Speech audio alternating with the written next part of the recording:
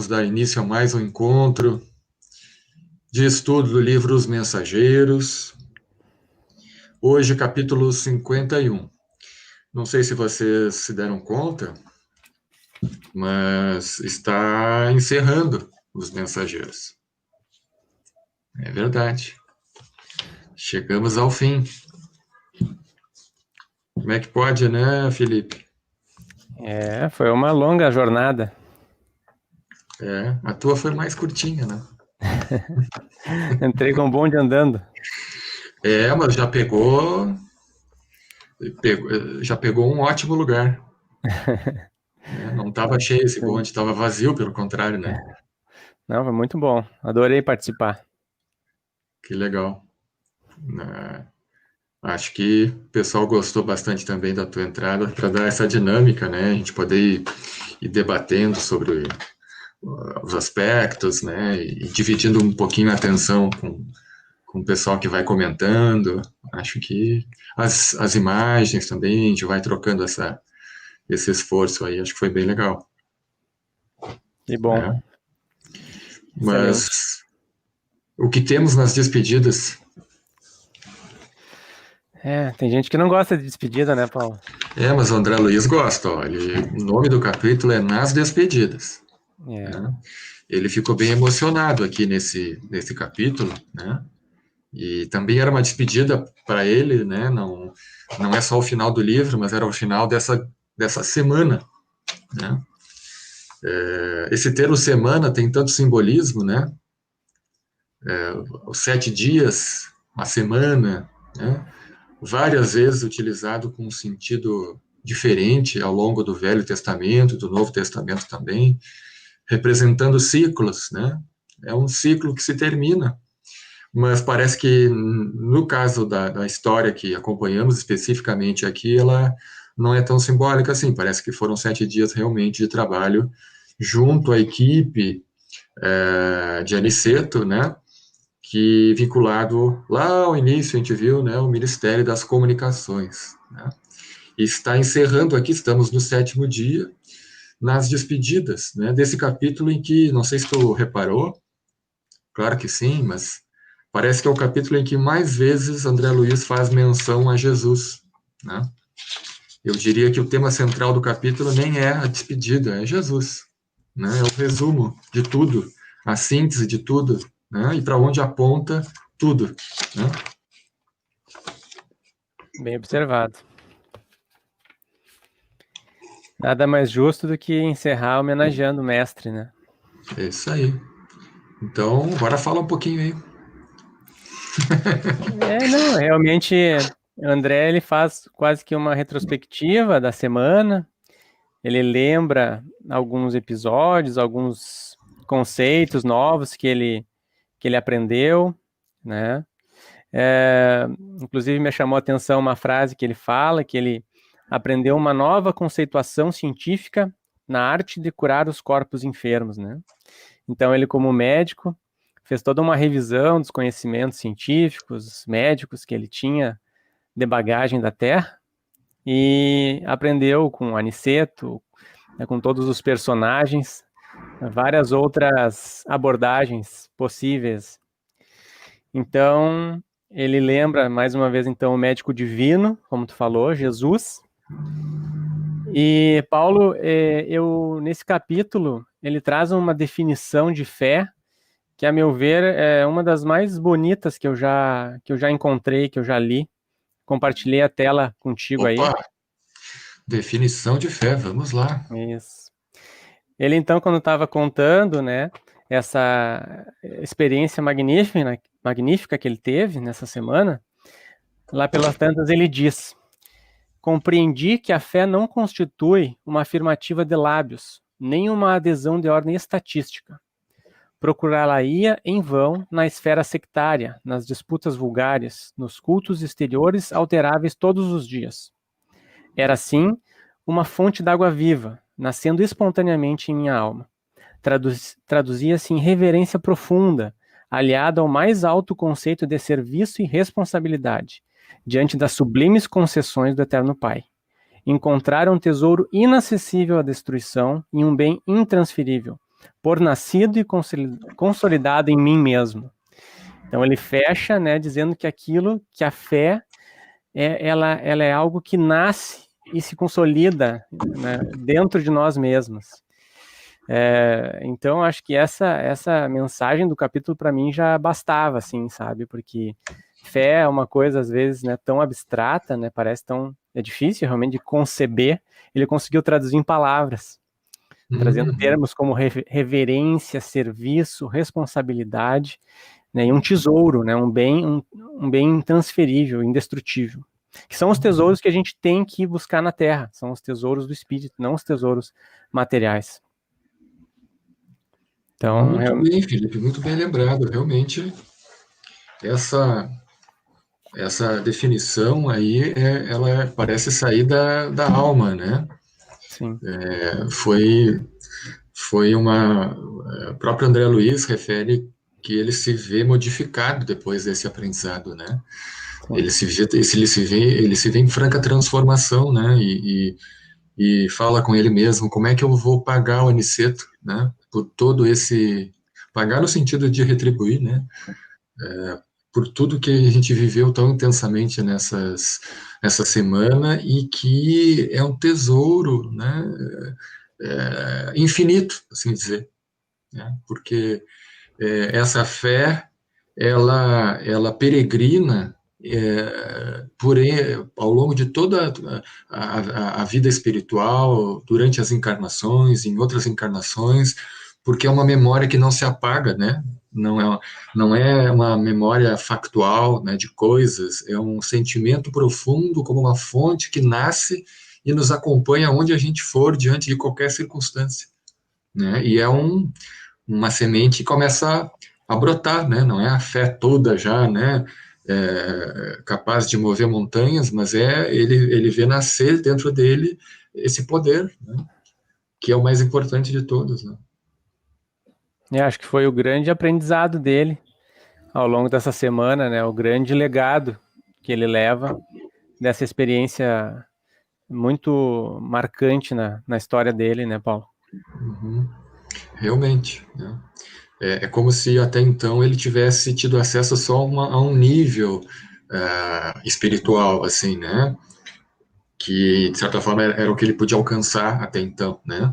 Com a magnetização em que ele se viu ampliar suas capacidades perceptivas e com a instrução do Aniceto, ele entrou num outro universo espiritual mais profundo, né? Digamos assim, né?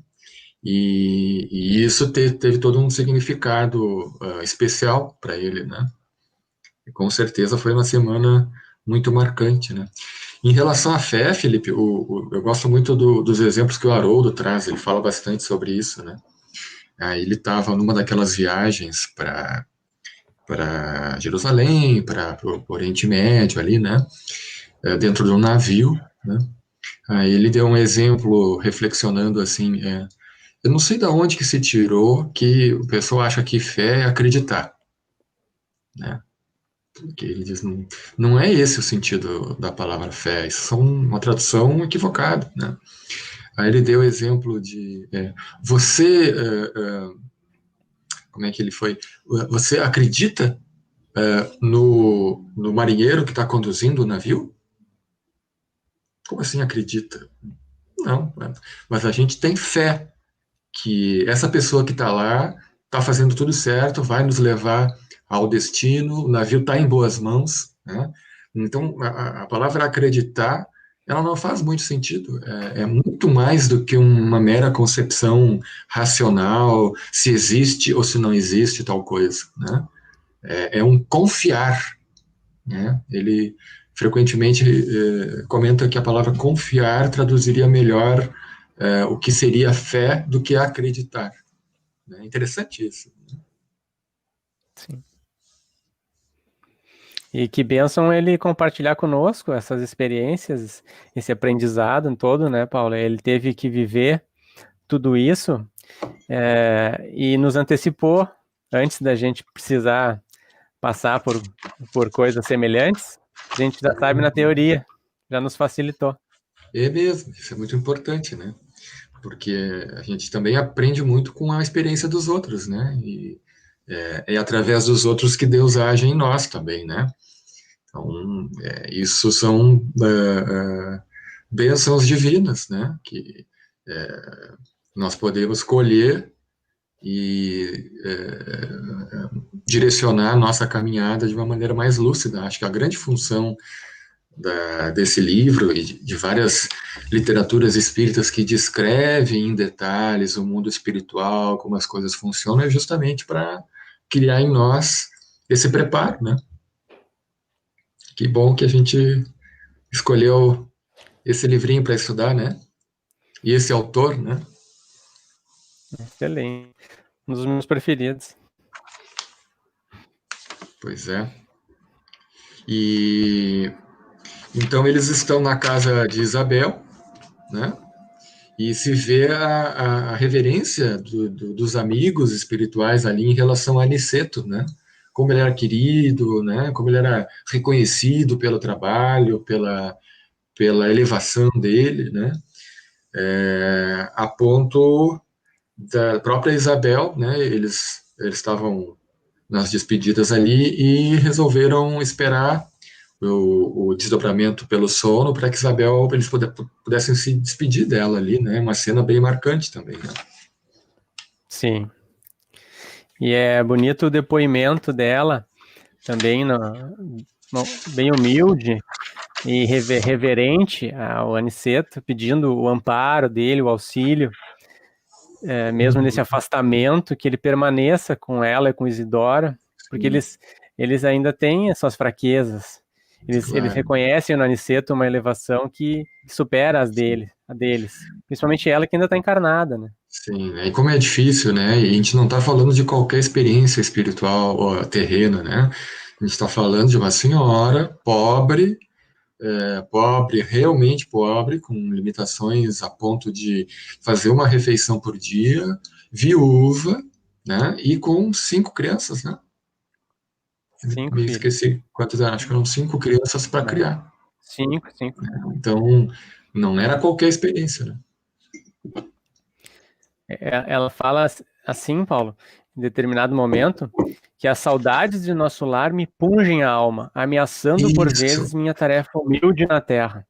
Então ela tinha medo, né, ela tinha medo, porque ela sentia saudade do nosso lar, que era um ambiente muito mais acolhedor, e tinha aquela tarefa grandiosa de conduzir aquela família e mais o templo de oração, templo religioso, e ela rogava, né, com toda a humildade, com toda a reverência ao Aniceto por ajuda, porque a gente sabe que às vezes a gente tomba perante os desafios, os obstáculos, né?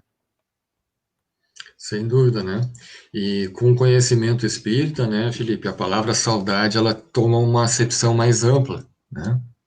Ela toma um sentido maior, não só do ponto de vista teórico, filosófico, mas do ponto de vista prático, né? A gente pode se perguntar assim, eu posso sentir saudades do que eu não vivi? Olha, numa perspectiva que a vida se resume ao berço, ao túmulo, não, né? A saudade pressupõe uma experiência prévia, né?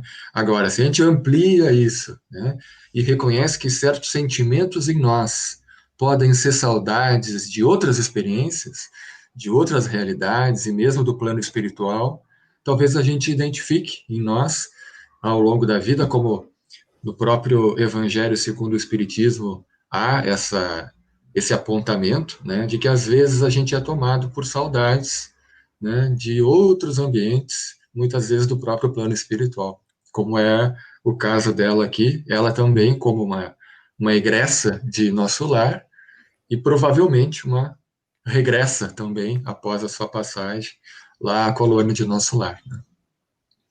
No Evangelho eles referem com uma melancolia que às vezes dá na gente, inexplicável, né? Uhum. E que muitas vezes é uma saudade que a gente não sabe do que, né? Exato, o Exatamente. sentido é esse. O sentido é esse, né? Sim. E então deu-se as despedidas, Aniceto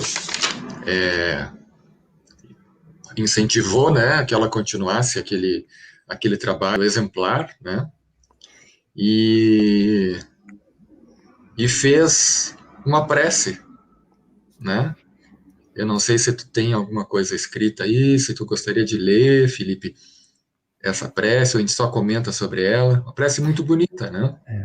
Eu tinha deixado para o final do nosso encontro um parágrafo, o primeiro parágrafo, para a gente encerrar como uma oração de encerramento. Então, como tu preferir, a gente pode ler alguma coisa agora, ou tu que sabe. Então a gente pode deixar para depois. A gente pode agora passar para uma outra etapa, que é uma etapa que eu acho que vale a pena a gente fazer uma retrospectiva. Vou lançar um desafio aí, Felipe. Uma retrospectiva do livro, né? Vamos citar aí 2 momentos, 2 passagens do livro Os Mensageiros, 2 cenas, 2 ensinamentos, não importa, né? 2 coisas que a gente vai lembrar quando pensar no livro Os Mensageiros, né? 2 coisas que nos tocaram, 2 coisas que ficaram marcadas na nossa mente, no nosso coração aí, né? E deixa eu ver aqui algum comentário aqui. Só antes disso, a Jocélia Vedana agradecendo. A gente que agradece, Jocélia. A gente se beneficia muito também de reservar esses momentos para a gente estar aqui com vocês, em comunhão, né? Estudando, aprendendo junto, trocando ideias, né? Nós também somos muito gratos à paciência de vocês e vocês reservarem esses momentos na semana para dar sentido à nossa reunião, né? Senão, Aí. não teríamos Obrigado. sentido. Com certeza. Bom, então estava propondo, Felipe, da gente fazer esses melhores momentos de Os Mensageiros, segundo Felipe, Paulo, e vamos ter uma convidada que daqui a pouco vai chegar aí. Ótimo. Quer começar? Pode ser. O que te marcou, Felipe? O que te marcou? Vamos fazer assim, seleciona uma parte, depois eu entro e a gente vai trocando figurinha. Tá ótimo. Eu escolhi, Paulo, um pouco intuitivamente, o capítulo 9, tá? Eu até fiz um slide. Segura um pouquinho, Felipe, eu estava aguardando aqui. Nós temos uma convidada. Opa. Uma convidada aqui. Oi, boa noite. Na live. Boa noite. Ela é a Laura Locke. Seja bem-vinda, Laura. Boa noite, obrigada. A Laura, que é mãe do Lísias, né? Que honra ter aqui. Não, isso era em nosso lar. Essa aqui é a Laura Locke, que a gente convidou, como é o nosso encerramento aqui, o último encontro, para a Laura representar o pessoal que está estudando, que está em casa, né? E a Laura também vai trazer 2 momentos, duas ideias, 2 passagens marcantes para ti, Laura, aí ao longo desse estudo, tá? Eu já tinha passado a bola para o Felipe aqui, então vamos fazer uma rodada. O Felipe começa, depois tu pode trazer as tuas cenas, as tuas imagens, e a gente vai fazendo um rodízio, tá bom? Então, bem-vinda, Laura. E, Paulo, eu te lancei aí o slide para projetar, então, com algumas frases desse capítulo que eu selecionei, capítulo 9. Ótimo. Que a nossa colega Lia, até ela leu meus pensamentos aqui. Ela fez um comentário e disse: o que me incomodou foram os relatos dos nossos fracassos. E é isso que eu trago, né, que o capítulo 9 nos lembra. No capítulo 9, eles ainda estão no centro dos mensageiros, no Ministério das Comunicações, e André começa a ouvir conversas dos grupos naquele ambiente, e aí ele começa a ouvir algumas senhoras que relatavam fracassos espirituais, principalmente na seara mediúnica. Então, ele fala o seguinte, aliás, ele ouve o seguinte: uma senhora se queixando que os laços de família são muito fortes na Terra, que esse foi o problema dela. ela chamava atenção para o marido, que não se conformava com as atividades dela na casa espírita, ajudando enfermos. Ele era muito ciumento, e aí ela sentia aquele chamado espiritual no coração dela, no íntimo dela. Ela percebia que tinha obrigações mediúnicas, ela tinha sensibilidade, ela refere até que fazia receituário aos enfermos, mas a família, né, ela disse que não conseguia se desvincular dessas dificuldades familiares. E aí a outra amiga, elas são bem francas entre elas ali nesse diálogo, elas falam, né, bem honestamente uma para a outra. A outra fala, então, sempre a gente sempre acha desculpa, né? Sempre recursos, pretextos para fugir das culpas, mas que nós devemos ser realistas. Aí ela diz que com boa vontade, a gente sempre consegue alguns minutos na semana, algumas pequenas oportunidades que sejam para fazer o bem, né? Para nos dedicarmos a esse tipo de atividade, aliando as questões familiares. E aí essa frase eu acho que é a mais importante desse momento, que os nossos atos são muito mais contagiosos que as nossas palavras, porque elas, conversando entre si, elas falam que tentavam convencer os familiares, o marido, com palavras, com discussões que eram infrutíferas e só pioravam a situação. Então, a gente lembrar disso, que quando a gente enfrenta esse tipo de situação de dificuldade, lembrar que os atos são mais importantes do que as palavras, os discursos. Aí ela traz essa questão também do aconselhamento, né, que em excesso pode nos fazer até esquecer nossas obrigações, nessa mesma linha que eu falei de ficar falando, quando o mais importante seria talvez o exemplo, né, sem dúvida o exemplo. Aí outras irmãs ali também entram nesse diálogo, falando também a questão da irritação que os familiares acabavam gerando nelas, né, justamente até por dificuldades na questão da crença.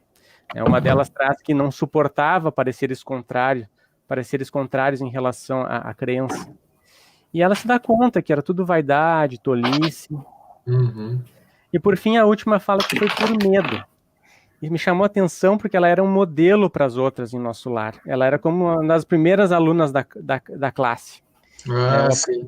Ela disse, seu aproveitamento era um padrão para nós outras. Uhum. E ela chegou na Terra, também sentiu o chamado e fracassou. Por medo, ela falou, foi medo. Ela desconfiou dos homens, dos desencarnados e até de mim mesma. Sim. Então ela estava com moral, né? Ela chegou com moral para jogar bem a partida aqui, né? Mas sim, acabou falhando, né? Realmente. E aí a amiga, também com muita franqueza, fala isso, que nesse mistério, nessas tarefas, é indispensável contar com a sede de todos os elementos contrários. Isso vai aparecer. Ironias, ataques, sugestões inferiores de nós mesmos, da nossa própria animalidade. Mas a gente tem que lutar contra isso, né? Porque nós não viemos para cá por um descanso injustificável. Então a gente tem que lutar pela nossa melhoria, a despeito de todo e qualquer impedimento. Então essa passagem que eu trago realmente foi bem marcante, foi um pouco intuitiva a escolha, mas eu lembro isso para todos nós, que cristãos, espíritas, que para a gente saber conciliar essa tarefa, essas atividades com a família, com o trabalho, questões sociais, enfim. Então, essa foi uma parte que eu queria compartilhar com vocês. Muito bem, bem legal, Felipe. Nessa altura do livro, tu não tinha entrado ainda, né? A gente não. Tá certo. Ainda não participava, até assisti a tua live sobre esse capítulo. Ah, sim. Tu lembra qual foi a live que tu entrou? O número qual é? Acho que foi na 12, eu acho. 12? Eu acho. Deu quase a metade aí, né? Que bom.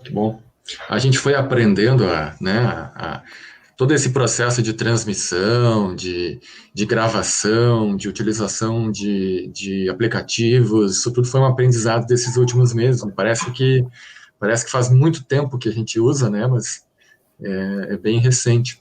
E então, Laura, mais uma vez, bem-vinda aí. Obrigada. O que te marcou no livro? O que tu conta para nós? Então, eu sou uma novata no espiritismo. Até o ano passado eu nunca tinha tido nenhum contato claro com o espiritismo, e a espiritualidade ano passado me cutucou demais e me chamou para isso, e foi quando eu comecei a estudar e comecei a querer saber. Então, nesse livro eu já tinha lido alguns, né, outros antes desse, e esse livro eu não tinha lido ainda quando a gente começou o estudo. Então, eu procurei ler sempre os 3 capítulos que a gente teria na aula e tal. Tu foi seguindo a ordem e acompanhando o curso. Acompanhando o curso. Eu lia na semana, por exemplo, semana que vem a aula vai ser provavelmente tais capítulos. Então, eu lia aqueles e depois eu via na aula se eu tinha entendido alguma coisa, porque alguns eu não tinha, né? Então, eu procurava fazer essa relação. Que legal. O capítulo 1, dos que eu separei, que foi o capítulo 21 dos Espíritos Dementados, me chamou muito a atenção. Primeiro porque quando eu li, ele passou desapercebido por mim, ele não me chamou muito a atenção. E aí, depois da nossa aula, ele me chamou muito a atenção e eu pensei, meu Deus, né? Poderia eu estar ali se não fosse, se eu não tivesse finalmente, aos meus 43 anos, atendido a esse chamado, né? E me tocado do mundo que eu preciso ajudar a construir, do mundo que eu preciso viver, que eu quero viver, né? Então, uma frase que tu, Paulo, chamou muita atenção nesse dia foi que ele dizia que parecia uma assembleia de loucos em um manicômio de amplas proporções. E eu fiquei pensando que, né, eu imaginei exatamente assim, um hospital lotado de gente louca, de bagunça, de confusão, e que eu, né, provavelmente seria uma daquelas loucas desvairadas que estariam ali, né? Já que a gente falou um pouquinho de memória, de fé, de lembranças, né? Que na verdade nós já passamos por essas experiências, né? E a gente quer aproveitar para não repeti-las, né? Mas esse universo do sofrimento, da dor, é bem conhecido nosso, né? Todos nós, né? Porque a gente sabe pelo Espiritismo que a gente não foi criado ontem, né? Nem foi criado na concepção, né? E a julgar pelas dificuldades que nós temos, e cada um olha para dentro de si e vê uma parte dessas dificuldades, é fácil depreender que o nosso passado não foi fácil, né? Então, e uma coisa que tu vai perceber, Laura, quem vai lendo toda a obra do André Luiz, vai se familiarizando, que o André Luiz é uma lady, no sentido de que ele usa todo o eufemismo possível para descrever as coisas. Então, quando ele descreve uma coisa dessa maneira, dá para ter certeza que já é muito atenuado. Foi meu dia de pânico, foi esse. E me chamou a atenção principalmente, porque eu digo, bom, eu li e eu não me toquei, né? Então, uma única leitura para um livro como esse não seria necessário, igual eu precisaria ler mais e mais, e provavelmente cada vez que a gente leia, a gente observe outras coisas ainda, né? Assim mesmo para nós também, é bem isso. Então, esse capítulo, para mim, foi assim, o do gritar e a sirene tocando, né? Tá no teu tempo, vamos correr atrás do que passou, né? Porque temos que ir adiante com isso. Então, foi muito legal para mim esse. E o outro capítulo que eu... Segura um pouquinho. Vamos fazer um rodízio, Vamos ver se eu trago, deixa eu me lembrar aqui o que eu pensei. Uma coisa bem que me marcou, até pelo momento que a gente está vivendo, né? Foi no capítulo 18, acho que é o 18. Peraí que eu vou me achar aqui. O capítulo 18, ele traz uma informação que é a informação de que Isso no ano de provavelmente ali 43, 44, ao longo da Segunda Guerra Mundial. Aniceto nos traz a informação de que a espiritualidade atuou intensamente, né, junto aos desencarnados dos bombardeios, dos que vieram a perecer durante a Segunda Guerra Mundial, desencarnes em massa, coletivos, em situações difíceis, né, que teve um grande trabalho espiritual para que essas vibrações, essas tormentas magnéticas, não causassem e disseminassem na Terra vibrações mortíferas, a se traduzirem pela dilatação das penúrias da própria guerra e por epidemias sem conta. Tá? Então, a vibração coletiva de sofrimento espiritual é como uma possibilidade do desencadeamento de epidemias, de processos infecciosos coletivos, trazendo assim coisas imprevisíveis. Né? Aí ele comenta que depois de reiteradas assembleias dos nossos mentores espirituais, resolveu-se providenciar a remoção de pelo menos 50% dos desencarnados na guerra em curso da Europa para núcleos americanos. Né? Como uma dessas providências que beneficiaria o andamento da grande loucura humana naquele período. Né? Então, essa foi uma passagem que, quando eu tinha lido pela primeira vez, lá em 1990, alguma coisa, não me chamou atenção esse aspecto, né, da questão epidêmica, da origem, ou uma possível origem dessas experienciações coletivas, né, consubstanciada em epidemias, em pandemias. Né? Então, bem a calhar, né, com o momento atual. A gente não sabe se o momento atual tem essa origem exatamente, mas mais importante é salientar como a espiritualidade pode atuar nesse aspecto, permitindo ou não permitindo que ocorram essas coisas, né, e que a nossa mente coletiva é capaz de gerar distúrbios dessa natureza. Né? Porque individualmente a gente sabe, né, o pensamento, as nossas crenças, aquilo que vai na nossa emocionalidade atinge a nossa saúde, sem dúvida alguma.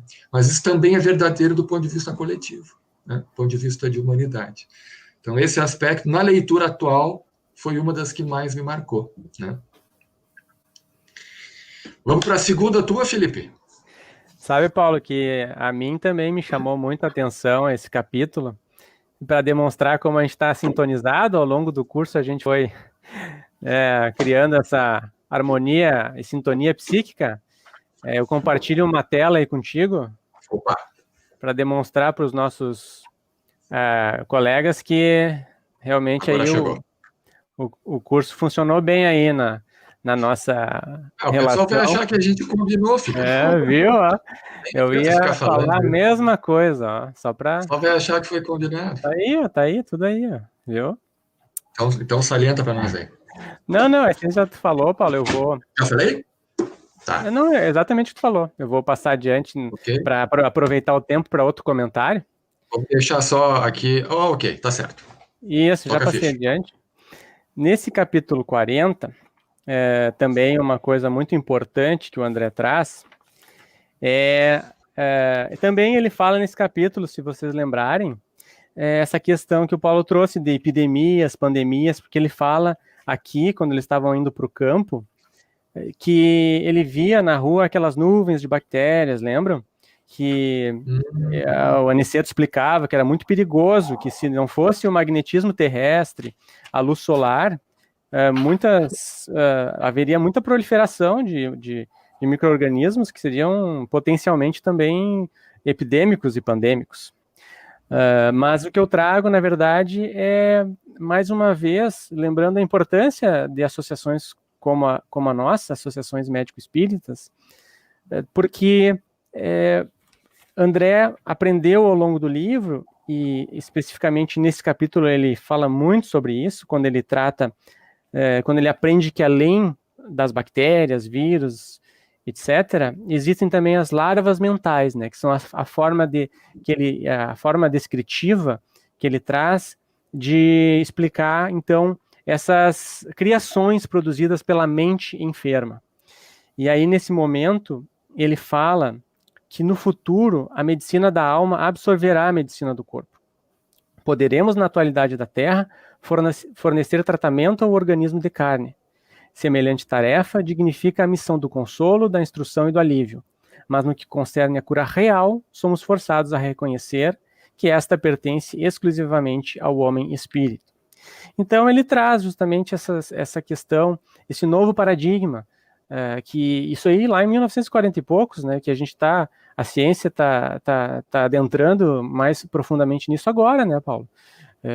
Então ele já adianta lá atrás a importância de olhar para a alma, olhar para o espírito, olhar para coisas, esses aspectos sutis, né, da mente.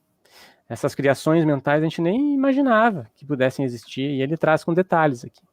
Então, outra parte do livro que acho importante a gente levar adiante conosco como lição. Uhum. Muito bom. Muito bom. Agora sim, Laura, teu segundo momento. Tá. Não em ordem de importância, mas um segundo momento que tu vai lembrar quando lembrar do livro e do nosso estudo, né? Fica à vontade. Então, o outro capítulo que me bateu muito foi o capítulo 50, Desencarnação de Fernando. Esse é ótimo, né? Eu profissionalmente sou fisioterapeuta e eu trabalhei muitos anos numa UTI, então a gente, né, estava vendo de tudo dentro das UTIs, enfim.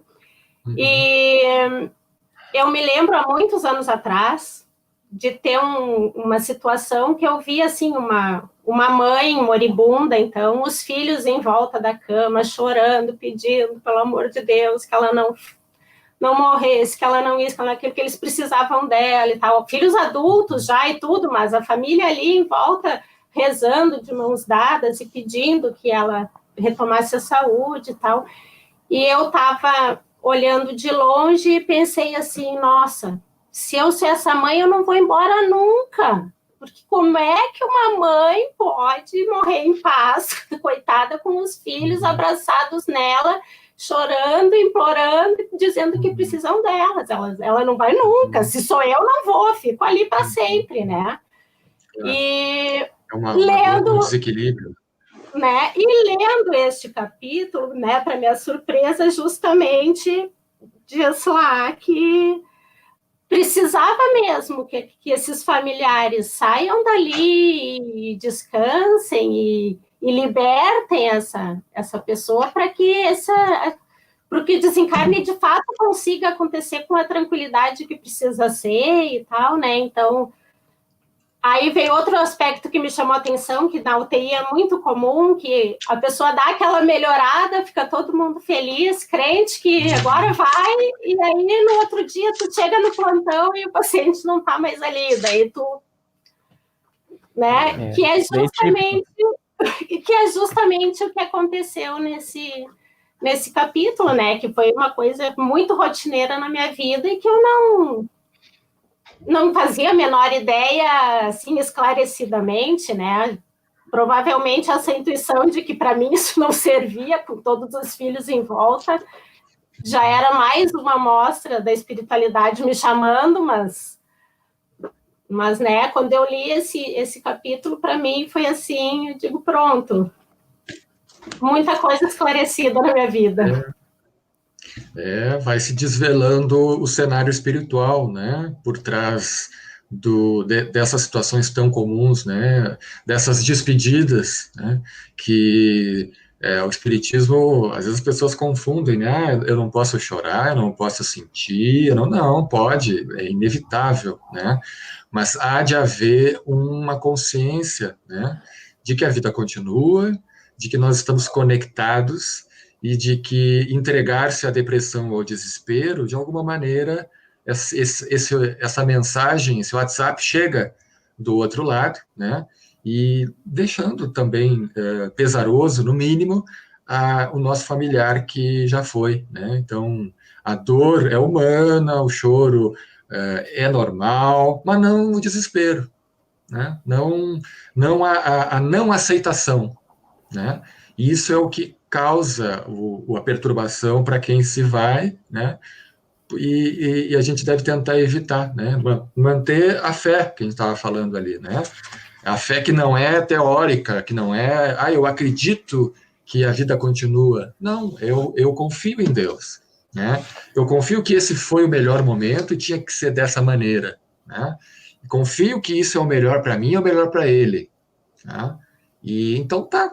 Então tem um sentido, não é um jogo do acaso, não é uma punição, não é nada aleatório, tudo tem uma razão, um porquê e uma lógica que às vezes a gente não alcança, mas tem que ter fé, né?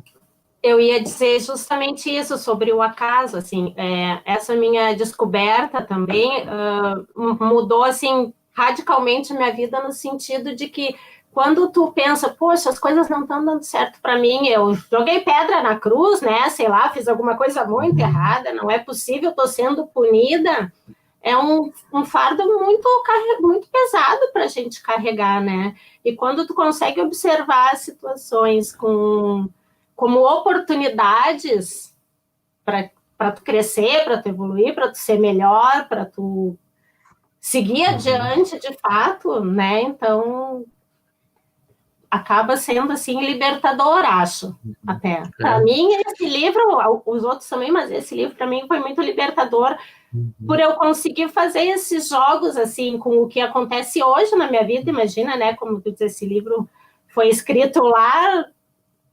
1940 e poucos, e ele hoje se encaixa em vários momentos muito perfeitamente na minha vida, do que eu preciso na minha vida hoje, né? Que bom, que bom. O Nosso Lar tu já conhecia, né?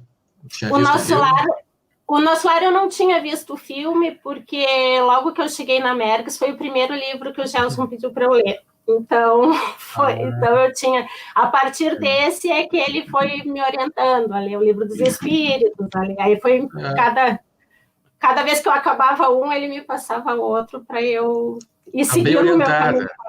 Né? Tomara que sim, estou bem acompanhada. Uma coisa que é legal, eu até me esqueci de falar na minha outra fala, já vou emendar a segunda aqui. Esse livrinho aqui, chamado Deus Conosco, é uma série de mensagens de Emmanuel, através de Chico Xavier, mas eram mensagens privadas, eram mensagens ali para o grupo espiritual ligado à família Joviano, aonde o Chico psicografava. A família Joviano, ele psicografava e à noite ele lia o texto para o casal, né? E eram os primeiros a ter contato com esse material. Então tem muito recadinho do Emmanuel aqui, que não era para compor um livro inicialmente, mas era um comunicado, eram notícias, e tem muitas coisas aqui que falam dos bastidores dos livros, né? Alguns bastidores do livro do André Luiz, né? Frequentemente ele coloca aqui, olha, tem algum momento em que ele fala, não é conveniente que se dê publicidade a essa obra ainda, né? É preciso que as mentes estejam preparadas, que o ambiente se faça mais propício antes de publicar o livro. Então, tem orientações desse tipo. E aqui, na noite de 14 de fevereiro de 1945, estava no final da Segunda Guerra, o Emmanuel vem falar o seguinte: meus amigos, que as forças do bem nos auxiliem na execução de nossos deveres. Visitando-vos de modo especial, esperamos que os recursos trazidos por nós vos sejam úteis à restauração das energias orgânicas e à preservação delas, face às vibrações perturbadoras que se verificam, a bem dizer, em toda parte neste doloroso momento do mundo. Então, nesse livro aqui tem até receita homeopática que o Emmanuel fez para não me lembro quem aqui. Aí ele continua. Assim dizemos, porque o esforço do plano espiritual é imenso para colocar-vos a cavaleiro de epidemias fulminantes. Olha o Emmanuel falando para aquele grupo ali, através de Chico, a gente está trabalhando aqui para evitar que aconteça, que a coisa saia do controle e comece a ter epidemias fulminantes. As emanações pestíferas oriundas dos quadros de guerra vão sendo acentuadas de maneira espantosa. Não fosse a misericórdia de Cristo, imprevisíveis seriam as consequências, mas devemos confiar nele, ter fé no nosso mestre, condutor e senhor. Aí ele dá um recadinho aqui ao nosso amigo general, deixamos nossa visita atenciosa, esperando melhoras para o ouvido enfermo. Olha o carinho, né? E a intimidade de Emmanuel com aquele grupo ali, né? Que Jesus nos fortaleça a todos, são os votos sinceros do amigo e servo humilde Emmanuel. Né? Então, o livro já havia sido escrito, e já havia sido publicado, Os Mensageiros, que é de 1944. Né? Deixa eu só confirmar aqui. 44. Mas, em 45, ele ainda traz essa mesma lição que apareceu pela primeira vez através do próprio André Luiz. Né? E aí, fazendo o link com o segundo momento que me marcou, não é nenhuma lição profunda, né, espiritual, mas mais ou menos quando nós estávamos estudando esse capítulo, o capítulo 18, nós estudamos esse trecho aqui, que era Aniceto falando. Estive pessoalmente a semana passada em Alvorada Nova, aquela outra colônia espiritual, que fica em zonas mais altas, e vim a saber que avançados núcleos de espiritualidade superior dos planetas vizinhos, desde as primeiras declarações desta guerra, determinaram providências de máxima vigilância em torno do nosso planeta, nas fronteiras vibratórias mantidas conosco. Ensinam-nos os vizinhos beneméritos, que vizinhos beneméritos? Marte, Vênus, né, que fazem Lua, que fazem a fronteira vibratória conosco, que devemos suportar nos próprios ombros toda a produção de mal que levarmos a efeito. Somos, finalmente, a casa grande, obrigada a lavar a roupa suja nas próprias dependências. Aí, nessa semana aqui, quem acompanhou vai lembrar, nessa semana aqui eu estou assistindo um canal de TV e tem aquela notícia, né, que o Pentágono, né, a instância do governo americano, havia reconhecido a autenticidade de certas imagens de OVNIs que haviam sido captadas, duas imagens que haviam sido captadas tempos atrás. Né? Então, eu até no vídeo fiz questão de botar a foto da minha TV ali, a tela, né? Porque coincidiu com a leitura desse trecho em que André Luiz nos traz claramente, através de Aniceto, que nós somos uma coletividade maior do que meramente os habitantes desse pequenininho planeta. Né? Então, eu deixo registrada essa lembrança, que foi um dos momentos que vou lembrar do nosso estudo, em que tivemos aí a oportunidade de participar. Pois é isso. O que mais, pessoal? Felipe, está muito quietinho. Tem uma colega que comentou aí no chat sobre o capítulo dos espíritos dormindo. Sim. Que é logo em seguida dos dementados. Deixa eu ver se eu acho aqui. É um capítulo que a parte desse capítulo que mais me chamou a atenção é que o próprio magnetismo daquele espírito é que o mantém naquela condição, por ele não acreditar na sequência, né, da vida depois do desencarne. A Silveira, aqui a fala dela. Neuza Silveira, realmente, né? É bem impressionante, bem marcante essas etapas com que o espírito não preparado pode vivenciar no mundo espiritual sem a consciência de si próprio, né? Sem aquele dínamo, aquela energia espiritual, né? Sem músculos para se sustentar consciente na espiritualidade por falta de preparo, né? Entendo que a Mergues e a espiritualidade estão me livrando, hein? Aqui tem mais uma, a Jocélia. O que me chamou mais atenção foi a importância do respeito aos trabalhos preparatórios na casa espírita pelos benfeitores. Também importantíssimo isso, né, Felipe? Sim. É legal que o pessoal foi compartilhando também aqui momentos marcantes, né? Foi uma live realmente bem interativa e com essa retrospectiva dos melhores momentos. Pois é. Mas eu acho que esse capítulo que tu trouxe, realmente, Paulo, foi um capítulo emblemático, né? Tu estava falando, eu li ele hoje de novo, que eu tinha também selecionado. Ele traz também, além do que tu falou, ele nos chama de eternas crianças, né? Fala que a humanidade parece preferir a condição de eterna criança. Faz e desfaz os patrimônios da civilização como se brincasse com bonecas. Então, é bem intensa essa descrição das tormentas magnéticas, que a gente acaba gerando nuvens espessas em torno do planeta, que, sem dúvida, nos atrapalham muito. Quem está acompanhando o noticiário aí, né, e lembra da fala de Chico no Pinga Fogo, né, quando o Chico falou, parece que estava muito distante, as pessoas não repercutiram tanto, né? Mas Chico nos falou no Pinga Fogo que sim, vamos construir as cidades espelhos, né? Bases na Lua que nos permitirão, né, avanços posteriores. E é justamente isso que se está planejando, pelo menos a NASA, né?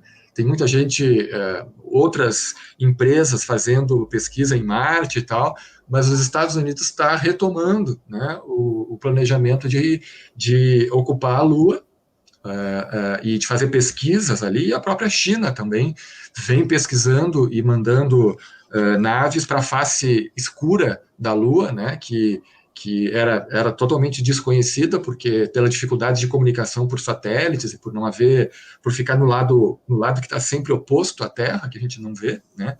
Tecnicamente sempre foi mais difícil. Então a humanidade está num momento de voltar para essas questões e dar passos adiante, né? Isso é muito, muito empolgante, né? Muito interessante. Chico já os avisou lá atrás, né? Pois muito bem.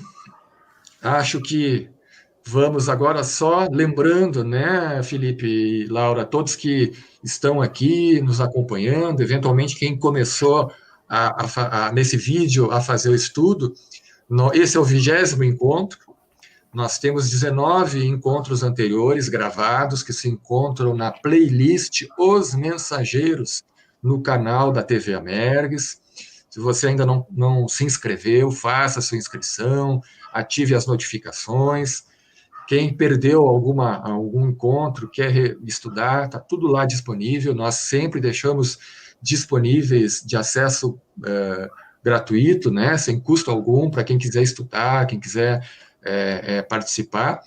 E lembrando que nós já anunciamos aí através do Instagram, do próprio YouTube, do Facebook, que sem ser na próxima quinta-feira, a outra, né?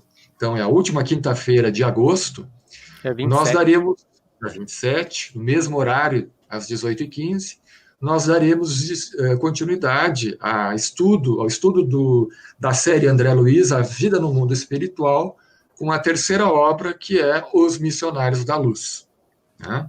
Então, já convidamos a todos que estejam conosco aqui às quintas-feiras, às 18h15, da mesma maneira, daremos continuidade a essa terceira obra que foi escolhida uma das 10 melhores obras espíritas do século XX, né? Se eu não me engano, ela ficou em 10º lugar, Os Missionários da Luz. É isso então, Felipe? Estaremos juntos. Que bom.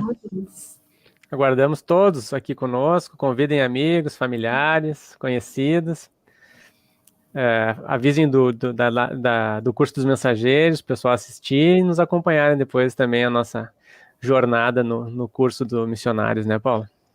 É isso aí. Laura, muito obrigado pela tua participação. Muito legal, Laura. O convite. Ótimo depoimento. Agradeço muito.